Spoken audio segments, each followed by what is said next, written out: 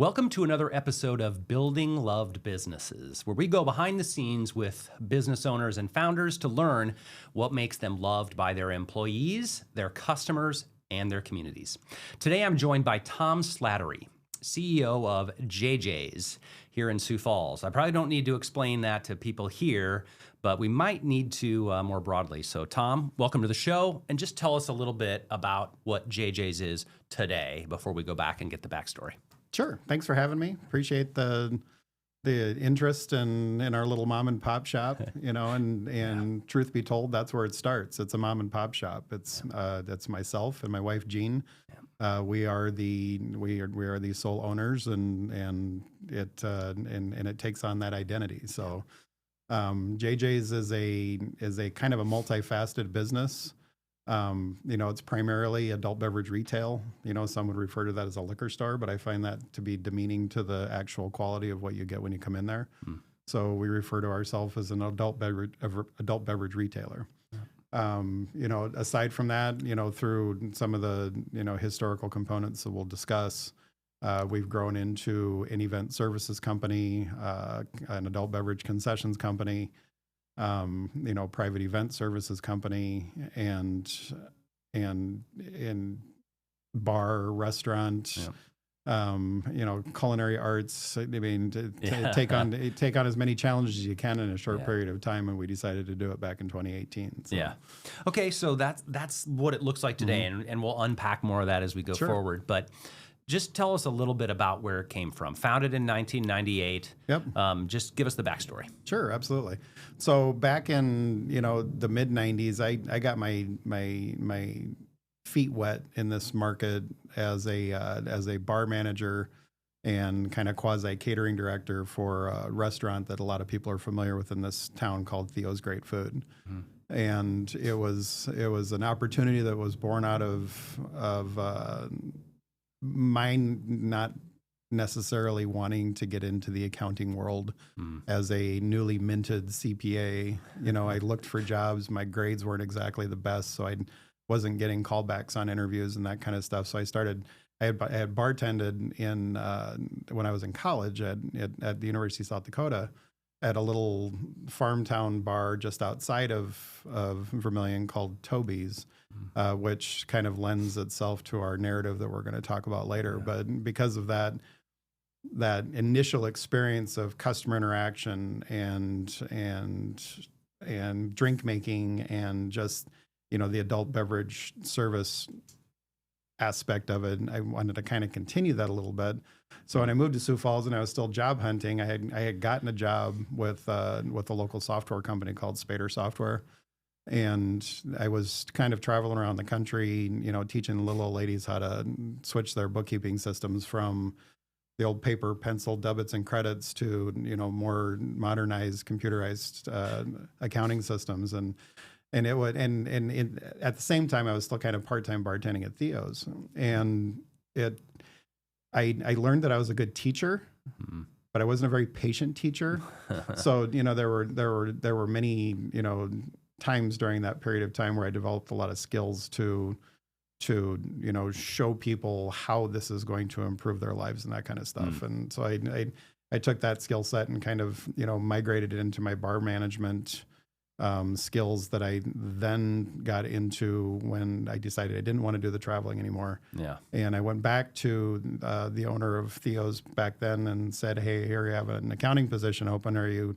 Are you looking for anyone?" And he said, "Well, as a matter of fact, I am. And, we also need someone to run our bar. So is that something you might want to wear a couple of hats on?" And I said, "I'm not against working." So I took on both tasks, in the summer of 95.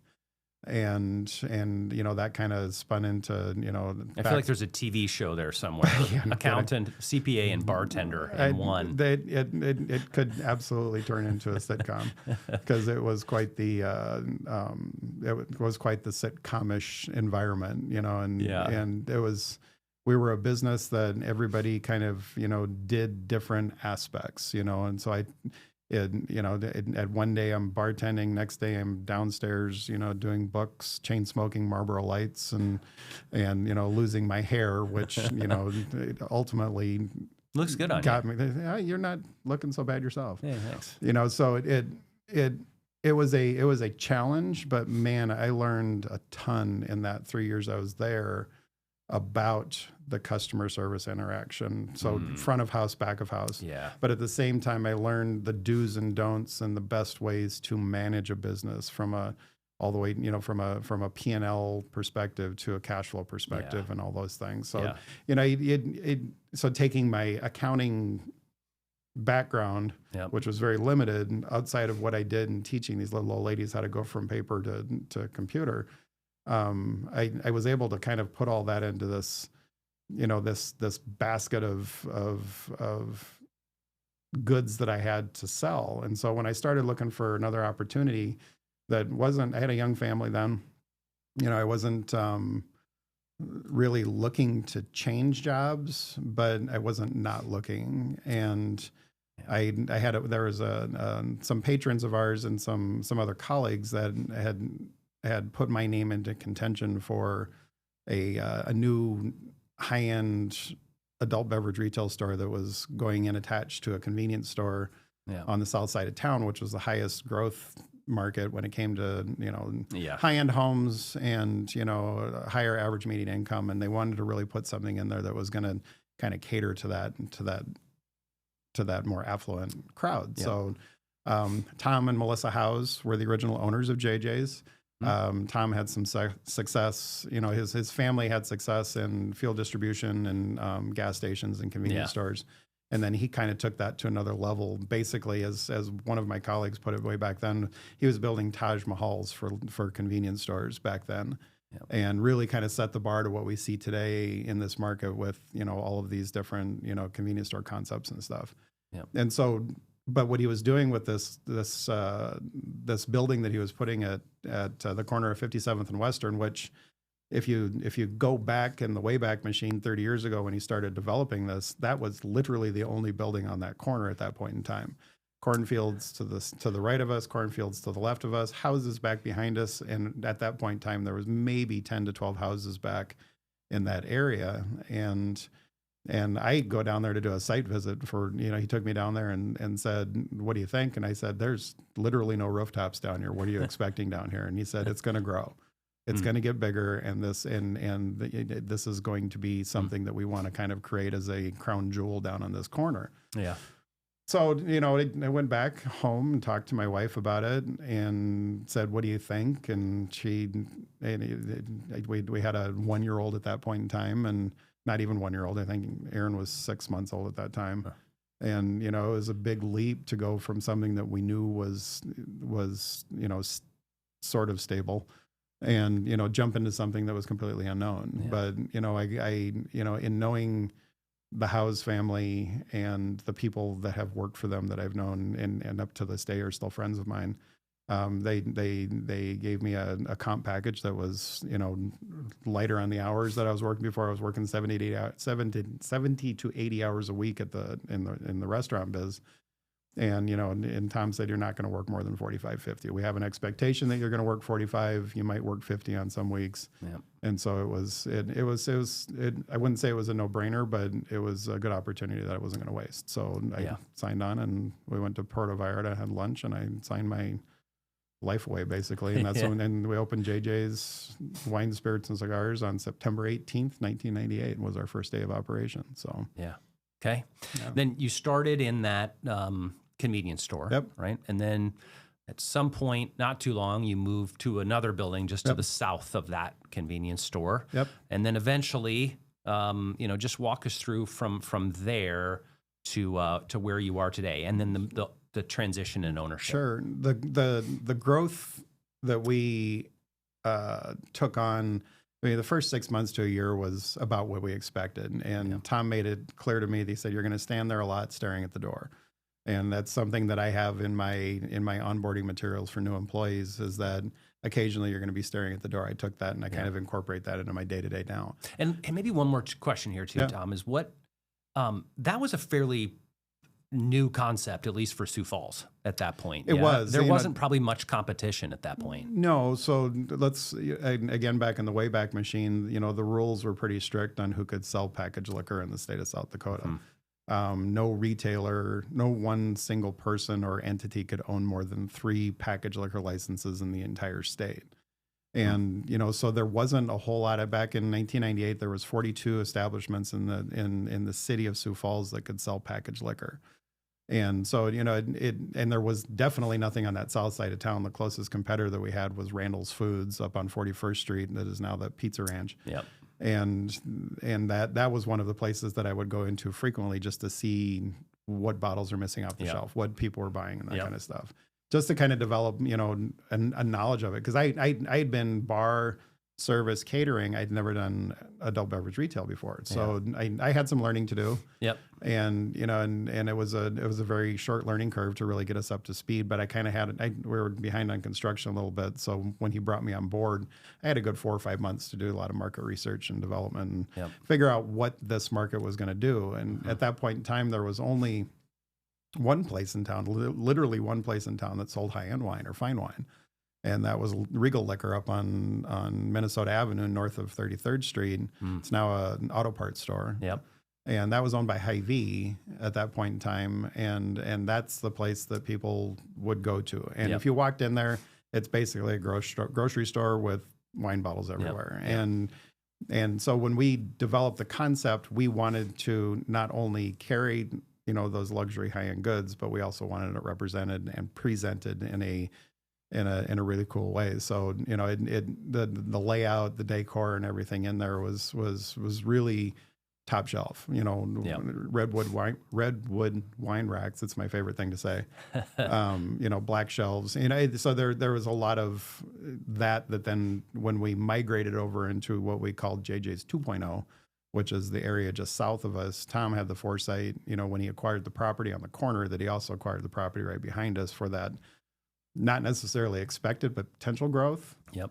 And so we started putting. And since it was just a cornfield, it probably wasn't too big a swing. It wasn't too big a swing, no.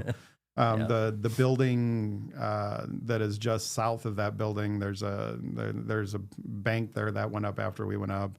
And right behind there's another 2-story office building, and that went up before we built ours. So we started to see some growth. Yep. In that 3-4 year period that we for those first 3 or 4 years that we started doing our business, and it just became apparent that we needed more room. So we started drawing up plans for it was going to be a 6,000 square foot building.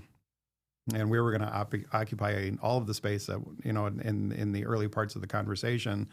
So I'm kind of a, novice designer of space and that kind of stuff. I mean, we built our last 2 houses. I did all of the floor plans myself. And, when we're doing these businesses, I actually, did all of the floor plans and spatial layouts myself. So I had a really good idea as to what I was going to see in there, what I was going to do in there. And then, there's certain big companies in this world that you don't say no to when they come knocking and want to take some space from you.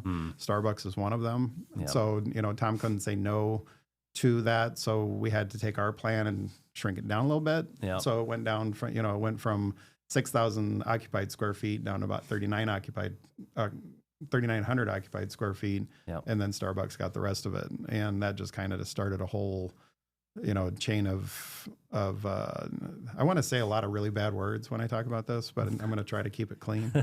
But it started a whole chain of just chaos that, that once they opened, after we'd opened, dealing with lines and drive-throughs and parking and all that kind of stuff just became a constant source of headache for us. And not a great start to the customer experience as they walk into your place. No. And, in our sales, when we opened there, we saw an immediate influx of new business. And, because we had our own storefront, we weren't inside a gas station. Yeah. And people were really excited about how we laid it out, how we, the racks that we built. I mean, they're just massive. We're able to keep a whole lot of product in a smaller smaller footprint. And, walk-in beer coolers, they weren't really a thing back then. We were one of the first to do a walk-in beer cooler. And so we had a lot to offer. And again, right away, we saw that influx, but then Starbucks opened and we started to see some declines. So Yeah. we just, we put up signs and, we nudge people a little bit and, and then ultimately we just, decide we have to do what we can to deal with it. Yep. And it was a challenge. It was a real challenge. Okay. So then, you're in the freestanding store. So now walk us through the ownership change and then the move. So Let's get us to where we are today. Absolutely. So almost exactly 15 years ago next week, Tom invited me to lunch at Fuddruckers, of all places, which isn't open anymore. And we'd sit there, we had our burgers, and we had talked about up to that point, this is in 2010, about me buying into the business and taking partial ownership on a small level, because I didn't have a whole lot of money, and he was taking good care of us, but it was not generational wealth by any stretch of the imagination. But he said, I kind of want to just sell you the whole thing, and I kind of looked at him perplexed, and I said, my financial situation, this isn't really in the cards. And he said, well, let me put something together and we'll see if we can figure it out. And so that was almost exactly 15 years ago. And so he put together some numbers, and I took it home, talked to Gene about it, and I said, and he's going to sell it to me, or he's going to sell it to somebody else. If he sells it to somebody else, I'm probably out of a job, because nobody else is going to, hire, buy this business and not be an owner operator. Right. So why not give it an opportunity, figure out a way that we can be the owner operator and make it work. But in order to do that, we got to go to the bank. So, we put together a business plan. We went through the SBA process, got declined a couple of times. We were told by numerous people, you don't have the funding for this. You don't have enough. I mean, we had all the, track records of profitability and all that kind of stuff, but, we just didn't have any hard assets ourselves. Yeah. And, we had gone through some financial troubles about 10 years prior to that with another business that we had started with my wife, as a catering business called Classic Chef, that she, it had some success, but it had a lot more failures as a retail business, which was what caused a lot of, debt encumbrances and all that kind of stuff. Yeah. And so, we really struggled with putting the financial package together. And so I was having a drink with a colleague and a friend of mine, and mentored to a degree. And I told him what was going on. And he said, well, what if I co-sign a loan for you? And I said, what do you mean? And he said, well, go to the bank and say, hey, this guy's going to co-sign a loan for this purchase price, and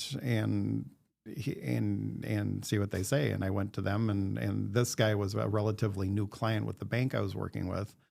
And so they were happy to have his business and wanted more of his business. So there you go. They were happy to oblige. So we put together a loan package that basically bought the business, and the business and its assets and the inventory for what was then a very fair price. Yeah. And this gentleman was, happy to help us get to that point. That's so great.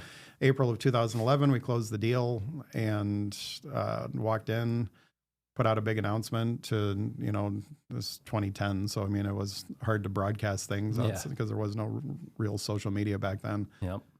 So we went on whatever we were doing back then, and made it known to people, and it was truly fascinating, the number of people that came in and made the assumption, it's like, well, I already thought you owned the business. Right. Yeah, of course. So this isn't a real big shock to us. And, it was great to hear. Your announcement is a nothing burger. The announcement's a nothing burger. Yeah. But I did my best to give the proper kudos and for the House family and what they did for us early on, and That's through great. the years. I worked for him for 13 years, and he had the resources to help, build that business to what it was at that point in time. And then, was gracious enough to sell it to me for what was probably a little bit less than what he could have sold it on the open market. So yeah, April 1st, 2011, April Fool's Day. Won't forget that. How's that for irony? Yeah, there you go. So then tell us the move. Yep. And then we'll get to where we are today. So when we bought the business in 2011, I had always, up to that point before I bought it, I'd always tried to, I had been kind of developing the service component of my business personally. So I was doing side jobs as a private bartender and that kind of stuff for people in their homes, and, bringing all the goods and get everything set up. And it may not have been, 100% legal what we were doing, but, people enjoyed the service aspect of it. And so we did what we could quietly to make it work within the framework of what I had as an employee of someone. But then when I became owner operator, we really took that up a notch. Yeah. And we kept on, and we started seeing more growth until about 2013. Then we saw more road construction. And honestly, that about killed us in 2013 when we basically had to shut down for about a month. Due to the fact that people just couldn't get to us. Yeah. But we made it work. The bank was helpful in extending some lines of credits and that kind of stuff to get us through that point. And when we got done with the road construction, everything was done and people were done freaking out about a median and a U-turn. Man, our business just took off. It absolutely took off in 2014. And there were some other components to that takeoff because we were also back a little bit in 2008. Remember that rule that I told you about 3 licenses for a single entity? Well, that changed in 2008, and they opened it up where anybody can own as many licenses as they want as long as they're available in the market. Yep. So we started seeing more liquor spots open up in grocery stores and gas stations and that kind of stuff. Yep. And the competition drove us to a point of finding more uniqueness within our environment. So, along with that growth that we started to experience after the road construction was done, in 2014, we bought our first single barrel of bourbon. And, we'd always been known as, and are still known as, one of the premium high-end wine shops in town. But we needed to start seeing, we saw the evolution of adult beverage and what people were drinking and how they were drinking it. And wine was starting to go flat and maybe dip a little bit. And brown spirits, particularly bourbon, started taking off about the latter part of the 2010s. Yeah. And through 11, 12, 13, we were starting to see more and more of the luxury items that we had omnipresent on our shelves start to become less and less omnipresent because it was getting harder and harder to get.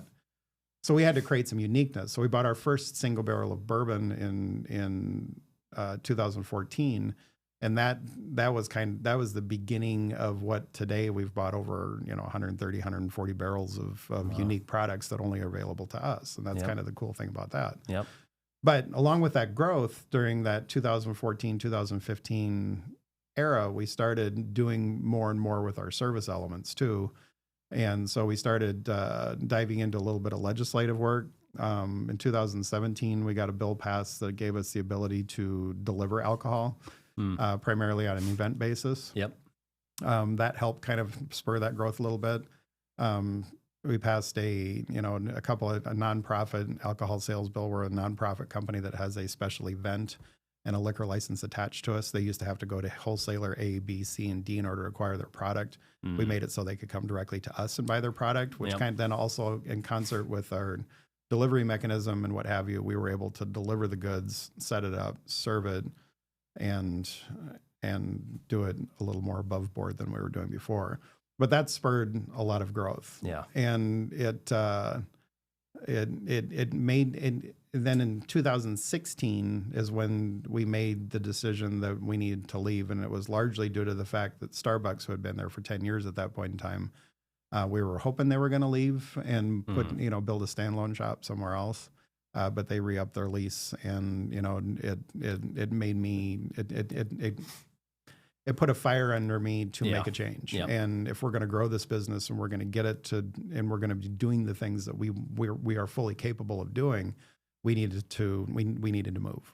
We needed a new spot. So I had lunch with a friend who is a developer, and I had always constantly had my eye on this spot on 57th Street, just west of the tunnel, because up till that point it was It was a horse barn for a number of years, and a lot of people remember the big blue horse barn that was down there. But it was always in a floodplain too. Well, the Army Corps of Engineers had been spending the previous 5-6 years going fortifying all the levees around the Big Sioux River around Sioux Falls. And in March of 2017 is when that piece of land became not in a floodplain, and it became developable. And and it was literally 2 days after that is when we started digging dirt. Wow. Yeah. Okay. And that's where you are today. So just give us a brief sketch of what you built there. So during the planning stages, we had a couple of different renditions of what we wanted to do, and it started out as just a retail store with a beer, wine, tapas kind of atmosphere, and classroom for education and all that kind of stuff. And an on-sale retail liquor license, which is kind of the Mac Daddy. It's the one that gives you the ability to make drinks. That came available through this whole process. And so we signed an LOI on acquisition of that, and as part of this, and then it went from kind of a medium-sized footprint, but bigger than what we were, to where we're at now, which is just a little over 10,000 square feet. And if we're going to have a liquor license, and the liquor license was acquired largely so we could have a little more flexibility with what we wanted to do in education and then also in our event services, because that liquor license is what gives us the ability to place a license anywhere to sell drinks, not just go in and service. And so it was a very large component to again where we're at today because of all of the other things that we're involved in. But if you're going to have a liquor license, you got to have a bar. So we had to build a bar. So that's part of the reason why the building got bigger. And if you're going to have a bar, you got to have some food. So my wife started developing this concept called the Boozy Bakery. She's been she was in the catering business, like I'd said, for a number of years. Had a very large repertoire of skills and recipes and desserts and that kind of stuff that she just loved doing. It was about a year before we moved. She started doing research and bringing them into the old shop, and giving people samples and letting them try stuff, and people kind of went nuts over it. So we developed the Boozy Bakery, business within a business concept, which then required a kitchen. So we not only had to build a bar, we had to build a kitchen. And so we built the kitchen big enough to kind of grow into doing some other kind of food stuff. We weren't really planning on being a restaurant per se. We wanted to be a bar with maybe some light snacks and hors d'oeuvres and that kind of stuff.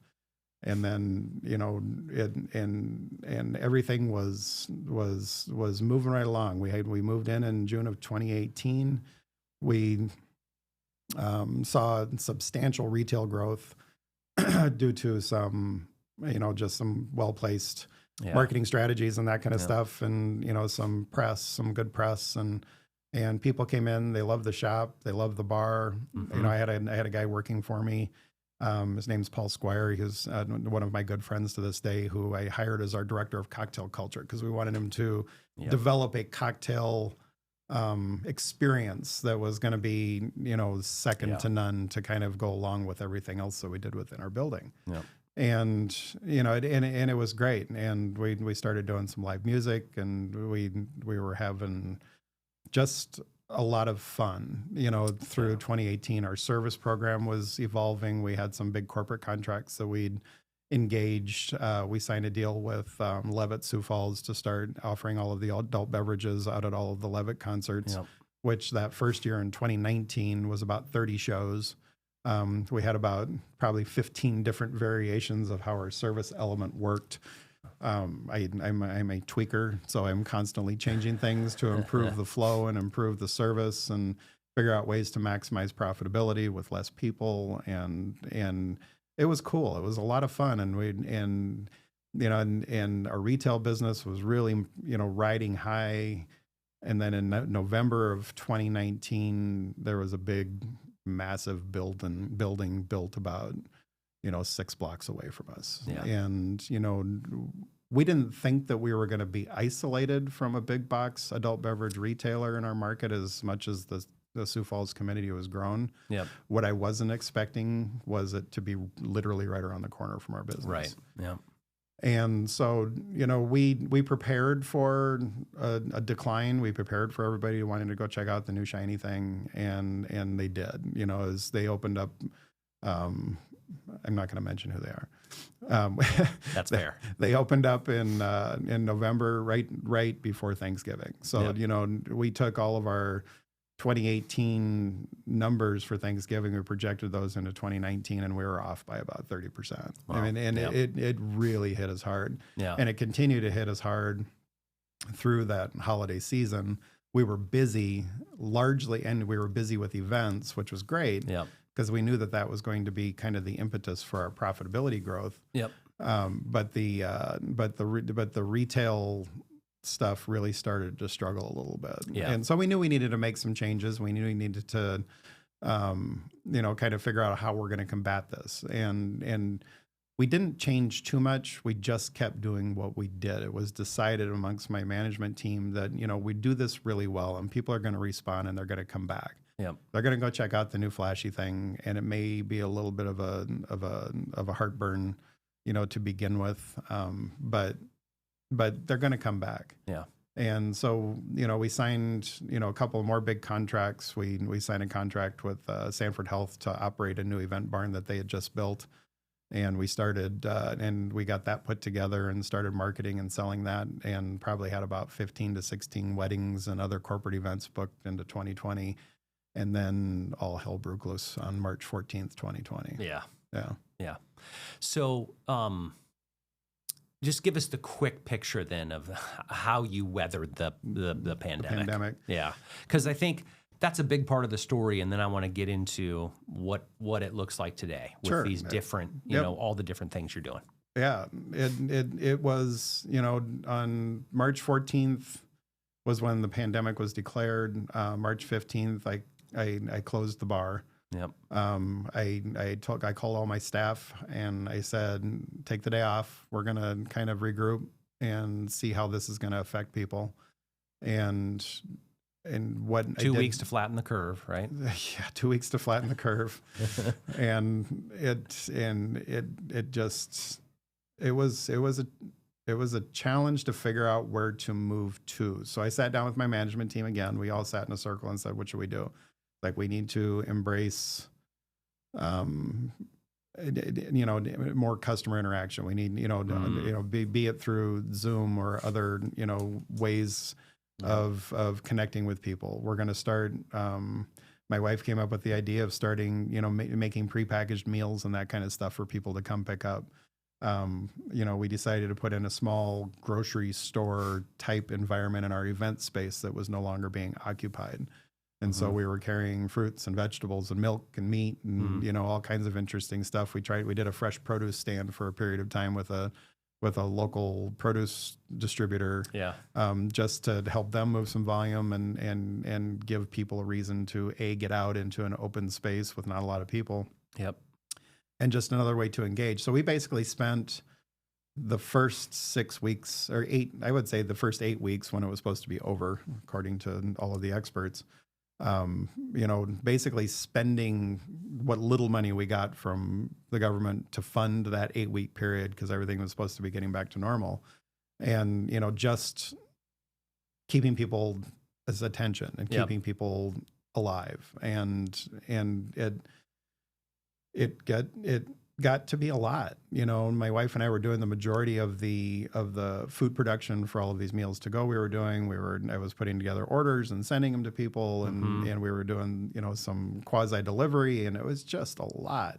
Yeah. And so about, I would say, mid-May, when we came to the realization that this was not ending anytime soon, we kind of put the brakes on it a little bit. And we had leaned a lot into curbside delivery and that kind of stuff. Yep. And we were getting orders from people. We'd still get orders to this day from people who just don't want to come in anymore because there's a whole nother narrative to that with people's buying habits changing. Yep. And so we put the brakes on. I kind of took that time to get healthy. Neither of us had really been focusing on our health at that point. So my wife and I both went on a diet. And, I lost like 30 pounds and, just in all this whole time we were trying to figure out where do we go from here? Right. When do we reopen our bar? When do we, start to engage people more in-house? When do we bring back live music? When do we, do we make people wear masks? Do we do, those kinds of things? And, there was just so many questions. And one of the things that people really liked about what we were doing early on was the food prep. So Gene's got a kitchen manager and primary baker. Her name's Kate Barker, and she's been with us since she was 19 years old, and she started with us the day we opened the Boozy Bakery. And she was in a relatively new relationship at that point in time with a gentleman by the name of Caleb Blue. And so Kate and Caleb came into the kitchen one day about the end of May, beginning of June. And we were just sitting there talking about the meals to go. And Caleb was he went through culinary school, and he had been in kitchens in the restaurant business for a number of years. So we just started talking, and he thought that sounded interesting. And I said, well, what about this, and this? And all of a sudden, before we knew it, we were talking about launching a full food service operation in our bar once we were able to open back up again. Yeah. And, so where a lot of people were still scaling back, and we had scaled back, we were leaning in and wanted to do more, because I think that there was we started doing, we revamped our kitchen a little bit, made it more, restaurant type food. And that just took off like crazy, because Caleb is an extremely talented master of culinary arts, in my opinion. And, he's been with us 5 years now and doesn't really have any intention of going anywhere. And so we're going to keep developing this. But it took on a few different looks, a few different faces. We had a think tank got together and figured out what kind of menu we wanted to offer. And I was doing a lot of, smoked meats and that kind of stuff, because I had, learned a whole bunch of new skills, early on in the pandemic, because I was sitting at home not doing anything. Yeah. And so, we incorporated a lot of that into it, and a lot of those dishes are still on our menu today, like our brisket nachos, or, Yum. People go nuts over nachos, but they really go nuts over our nachos, and largely because of the smoked brisket element. So that took off. So now here we are, fast forward to today, we have, basically we don't like to call it a restaurant. There's too much PTSD from your old days, or to a degree, yes, but there's a lot of there's some familial connotations to restaurant, and we're a 21 and over establishment. Yeah, so right. Anytime anybody comes in and says, "Hey, where's your restaurant at?" and they say, "Well, we don't have a restaurant. We have a bar that serves really good food, and it's right over there, but your kids have to stay in the car." Yeah. Dogs, yes. Kids, no. We're one of the dog-friendly places, that kind of stuff. And it's a really cool element that we do. The food's fantastic, and that kind of lent into when we started doing more events and stuff in house. We started doing our own in-house catering. Yep. And there was more value, profitability wise, in doing it ourselves rather than contracting it out. Mm-hmm. Clients were a little, not really all that thrilled at not having the flexibility, but they understood, because it's our place, so we want to start doing it. Yep. So yeah, that's where we're at today. And then one of the other components, another side effect of the pandemic shift was that some of our major corporate partners decided that they were going to either scale back or internalize a lot of their event components, and so that really kind of set us back. So a lot of people think the pandemic was a 8-week, 6-month ordeal, but for us it was a good 2 years before we really saw everything come back to fruition. Wow. And it was and a lot of that was largely due to my unwillingness to give up, and so we borrowed and we borrowed and we borrowed, and kind of put ourselves in a big debt hole during that, when it probably would have made more sense just to close on March 14th, 2020, and go do something different. Well, and nobody would have thought differently of it, where we would have been a casualty of the pandemic. Yep. And even to this day, as we continue to try and dig out of that, I would still say that if worse came to worse, and I have no intention on closing, but I could still say it's a casualty of the pandemic, just because of what we had to do to get there and get here to this point. Wow. Yeah. So today you've got the bar that serves really good food. Yep. You got the retail. Yep. You have events. Yep. We've talked a little bit about. Yep. But you know, as you seek to compete with the big box, Yep. I know one of the things it's already come up multiple times here today is that you want to compete on the customer experience. Absolutely. Right. Yep. So tell me, you know, and I think that's something that our whole audience here can really resonate with is, Sure. I may not be able to compete with the online retailers for selection and convenience Right. and those things. And I may not be able to compete with the local big box in those ways, but where I can compete is in the human connections. Human connection. Yep. In what we call the customer experience. So how did I heard you say that that was like early back in the Theo's days, Yep. right? Is that you learn the importance as you're doing these things of making the customer feel a certain way. So how do you think about the customer experience? How do you teach it? How do you know, just talk us through how you see that as your big differentiator? You know, a lot of it stems back to that mom and pop concept. You know, we are a mom and pop shop, and we want people to feel comfortable in our space, whether it's in the retail store or whether it's in the bar or whether it's at an event. We want people to feel comfortable in the space that we occupy. So that's the first thing that I teach staff, and I honestly haven't had to teach staff for some time because we have. Our core group of employees right now, we're all kind of bore out of the pandemic, and they never left. They're still with us. I mean, every one of these people could absolutely go off and do different, bigger and better things, but they see the value in what we provide to our customers through that customer experience that is impactful, not necessarily from a paycheck perspective, but just from a human involvement. You know, and you can simplify what we do is we make drinks, we make food, we sell liquor, but really we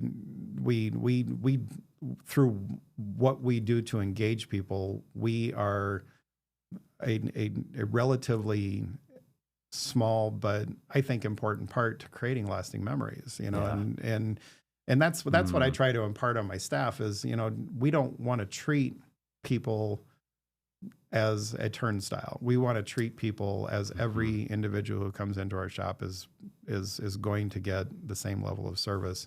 And we're going to try and create, and not try, but we create an environment that gives people an opportunity to really enhance what it is they're trying to do, whether it's, you know, just a daily drink or whether it's a wedding or a baby shower, bridal shower, you know, pick a momentous occasion, you know, adult beverage is part of most of those, you know, but just selling somebody a product and having that be part of what they're doing isn't as important to me as helping them, you know, helping to cultivate a memory based on strategic selections and value and connectedness. I mean, I've imparted that on my staff.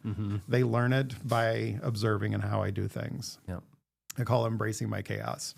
And they've really latched onto it. You know, I mean, we have our part-time people that are just kind of counter dwellers, and you know, they're there earning a wage and, you know, punching a clock and doing their job. But the people on the service side of it and the people that have been with me the longest truly appreciate and understand what it is that they need to do to continue to grow our business. And it hadn't occurred to me until you mentioned that, right? That it kind of grew out of the pandemic. And I'm betting a lot of that was just this attitude of we're going to do whatever we can to serve the customer, even in these difficult times. Right. Whether that's through, you know, just the constant communication, the constant connectedness, the going above and beyond to make sure that A, they're safe, B, they're getting what they need when they need it, and you know, and still giving them value. I mean, there were retailers that raised prices. We didn't raise any prices. We just kept on doing what we did because, I mean, my price didn't go up, so I'm just going to keep selling it. You know, and our retail sales were great, but that's not where we make our money in that business. So you know. We're selling, you know, goods out the door like crazy. We weren't filling our event spaces. We weren't selling drinks at a Levitt concert. We weren't doing all the things that generate profit. So it got complicated. So we relied on that engagement component in order to maintain what we were getting, and we had some success with it. And I think that kind of continues to help us get out of this debt hole that we built, and now we just need to keep grinding and keep evolving into other things, which I think you're probably going to segue into now. Yeah, let's this doesn't really matter to most people watching this, but we're recording on a Wednesday. Yep. Right, and that's Whiskey Wednesday at JJ's, right? Yeah. So that's, you talked about this evolution of doing barrel selects, right? And I'm either fortunately or unfortunately on that email list, and have bought several. You and about 14,000 other people. That's right. But that's become a big event. It is a big event. We started it prior to the pandemic. It actually started with my previous GM, Zach Johnson was his name. As a kid that I recruited right out of college. He played football for Augustana University, and he showed an interest in the industry. He showed an interest in whiskey, and he kind of started the whole. And I give him all the credit in the world. He kind of started the whole Whiskey Wednesday phenomenon. And it started out as he and I being the guest bartenders, so to speak, and he was writing up a draft of different whiskey elements and that kind of stuff, and we'd have our feature flights, and it really kind of went from that to what it is, what it was through the pandemic, which was we started preparing. We did a couple of things that some would have said were questionable on the legal spectrum. But we started putting together flights in small little 1/2 ounce, 1 ounce vials, and people would order them, and they would come in and pick them up, and then we'd all get on a Zoom call, and we'd all taste our whiskeys together. And Fun. And we had to start doing allocated bottle raffles back then, in order, because a lot of the hard to get stuff was getting harder and harder to get because there were so many more stores selling them. And so we started engaging people that way with this, feature flight raffle mechanism, and that kind of evolved into what we do literally every week at JJ's. And it is a weekly event. I mean, I sit at my desk every Wednesday morning and I craft those emails, and some people say they get a little long, and most people kind of skip right down to what's on the raffle, and that's kind of their sole purpose. But the kind of the purpose behind it was to teach people, not only give people an experience with the flight that we put together for that week, but to give them an opportunity to try things that they may not get an opportunity to buy. And so it's our single barrels. We'll do some, specific brand type things. We'll do Scotch flights, Irish whiskey flights. I mean, we did, it's kind of centered around bourbon and American made whiskeys, but it occasionally we'll step away from that, and we'll see a little bit of a dip in the attendance, because people really want the bourbon. And it helps, keep people interested. And, we have this whole convoluted, maybe a little complex point system that we utilize to give people an opportunity to get those super allocated bottles like the Pappy Van Winkles and what have you of the world that we don't see much of. Side note to that, when we were moving from JJ's 1.0 to JJ's 2.0 back in 2006, I had a football player from the Sioux Falls Storm back then, because we were kind of quasi-sponsors of the team. They were helping us move. And they had this meathead football player pushing a grocery cart of Pappy Van Winkle across the parking lot. Nothing happened to it. Okay. But I think back on that fondly in my brain, that here he is pushing a cart full, literally a cart full, probably 30 or 40 bottles of Pappy Van Winkle across the parking lot to go to its new home. And now we're lucky to even sniff 1 or 2 bottles a year. I mean, that's a change. That's 20 years. That's that competition. Right. That's not competition, but that's global competition. Yeah, for sure. Right. Yeah, it's global competition. It's, wholesalers utilizing it as a strategy to sell other things. And I don't fault them for it, but I fault them for it. Yeah. I think that there was some relationship maturation that went on prior to that should have been taken into account when they're developing all these new allocation algorithms and stuff, and most of them just really want to sell things that aren't moving very well. And I get it. And it got teeth. It worked, and they're all doing it now. And then that goes back to how you can differentiate yourself is on that customer experience. By the way, I'm waiting for when you sell tickets to join you on those trips to go pick the barrels. We did that. We did it a couple times. Back in 2017, we did our first. I call it a dude's trip to Kentucky, and I had it was largely friends of mine, but people colleagues and people Yeah. I'd known. There was a group of 8 of us that I chartered a private, twin prop and flew all of us down to Louisville and spent 2 days down there picking out barrels. And Wow. it was an absolute blast. I They had a bet. blast. And we did it again 2 years later in 2019. And then we were going to kind of do it annually moving forward from that. And then everything shut down. Got So we haven't done one of those trips since. But it's not cheap. Yeah. The private air travel is expensive. Especially, the price on that's escalated ridiculous. We can still do commercial and just go down and show them how it's fun. But hopping on and hopping off. That's a little different. Yeah, it's a different experience. So let's there's a lot of different, even more things we could talk about. But where I want to finish this is, I think people see they see JJ's, they see him at all these events, and they see the big retail space. And you've shared some of the struggles. Where does JJ's go from here? What does the future hold for JJ's? Because there's a lot of us who want to see an even bigger and brighter future for JJ's. Yeah, and I do too. My birthday's tomorrow. I turn 55. Happy birthday! Thank you. I kind of look at I watch I project the calendar out, in 5 years I'll be 60, 10 years I'll be 65. And you think about, amortization and, loan values and all that kind of stuff. It's like, do I really want to be working this hard for the next 10 years? And the answer is yes. I'm in relatively good health. I love what I do. I love seeing the growth that we're engaged in now with helping Augustana University build a sports culture around their facilities that they've built there. Yeah. Taking that on was a huge commitment on our part. And it's been kind of slow to start, so to speak, going into our third year of hockey. But the response and again, going back to that connectedness and engagement, and I'm not being hyperbolic in saying this, but literally nobody in the entire country does it the way that we do. Yeah. Whether it's a Division II sporting event or a Division I hockey sporting event, my team, I kind of envisioned how I wanted to do it. Augie gave me some latitude to explore it, and we had constant meetings. Josh Morton, the athletic director, and I over the years since I started, we sold our first beer at Augustana University on October 12th, 2019. And it was a blizzard, it was snowing, but people were just absolutely thrilled. It was the first alcoholic beverage ever sold on a college campus in the state of South Dakota. And, and everything that we do now kind of evolved from that. But I was always told baby steps. We're going to take baby steps. We're going to take baby steps. Yeah.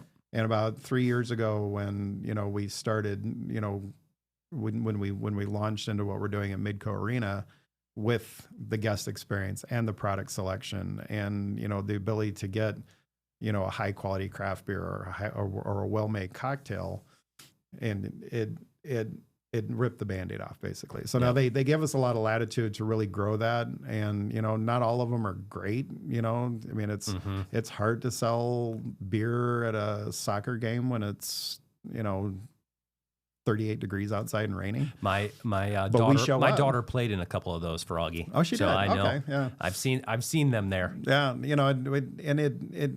those are a labor of love, but my team is amenable to my wishes that we need to be present because I kind of took it as my personal mission to help evolve that sports culture from, apathetic sports fans or fair weather sports fans and a D2 mentality to a full Division I mentality that you want to be there because the experience is great. You want to be there because if you're not there, you're going to miss out on something, whether it's, the game itself or just interactions with people, and that's where are we going from here? That's largely where we're going, is kind of evolving more in that concession and large format engagement formula. Levitt concerts are still a primary source of our profitability. I have got a great relationship with Nancy Halverson, the director of the Levitt Sioux Falls. She's engaged. She spent 2 years fundraising for a $6 million expansion of the facility there. that she absolutely doesn't want me going anywhere because she needs help running that. And and it gives us another asset to utilize for engagement and giving people, another place that they can have potentially, we're still working on it with the board, but potentially have a wedding or a corporate party and that kind of stuff outside of the mission parameters that they have to use it for.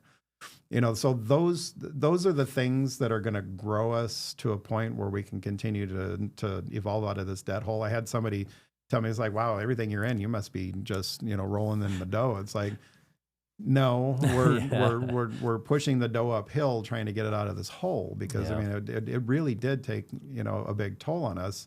But I'm not going to sit here and cry about it, poor me, because I could have closed that business, like I said, back in March of 2020, but we didn't. We made a decision to push forward. So now we're getting involved in all of these things from the business perspective, with the expectation that at some point it's going to give us what we need, which is enough money to retire on. Retail wise, retail liquor is complicated right now. The pandemic was good for one reason. A lot of people were buying booze. Coming out of it, people realized they were drinking too much, and there's been a huge drop off of people's adult beverage, whether it's wine, beer, or distilled spirits, drinking habits, and a lot of them quit drinking. So we've leaned into NA beers, mocktails, and that kind of stuff. And then, with the advent of THC beverages, that's also kind of supplanted some of our alcohol sales. And I think, but people still have a huge appetite for experiences. 100%, yes. Right? And so that's why I think we see JJ's at more of the Levitt and Augustana and those kinds of things. And so, and people like it when they see us roll up or they see us post it up. I mean, like this week, we're out at the Market Beat Open ATP challenge. I honestly can't remember. There's a long name. Anyway, but great group of people. An old customer and good friend of mine reached out to me a few months ago and said, we did this last year and the beverage service element was not great. Is there a chance that you would want to do this? We like the way you do things. We go to hockey, we go to football games, and we like the way you guys do things. Is there a chance you want to do it? And I said, sure. So we agreed to do it. And then, I put one of my key event members on, Bree. I put her in charge of kind of putting it together. And she basically took, if anybody's seen the Viking Club at Midco Arena, she basically took the Viking Club and we set up shop at the Huther family tennis market, Match Point tennis facility. There you go. We basically duplicated that. So we've got high-end bottles out there that we're doing, just to really give people an experience. And, will the people come? I don't know. I've never done a tennis tournament before. This is only their second year doing it, and they say it's going to grow, and it'll grow through the weekend. And, are we going to make any money at it? I don't know, but people are going to come away with a great memory. Wow, this is a really cool event. They're going to come back next year. It's like with hockey. I mean, if it's the first time they came to a hockey game and they love the experience, they will come back. And that's what we're building on. Retail is going to figure itself out. It's just a matter of it's an ebb and flow of, I've been doing this for well over 30 years now, and I've seen lots of peaks and valleys. And, right now we're in a little bit of a valley with retail, but I think it's going to bounce back. Okay. All right. Well, that's an exciting future. And I think myself and everyone around here are going to see JJ's more and more out from outside your building. And that's exciting to see. So thank you. Tom, thanks for being here today. Thanks for sharing your story. It's been great to hear. Thanks for having me. You bet. Appreciate it. And for all of you watching, thank you for joining. If you enjoyed this as much as I do, be sure to subscribe and share it with someone who's building something in their corner of the world. And until next time, this has been Nathan Schock for Building Loved Businesses.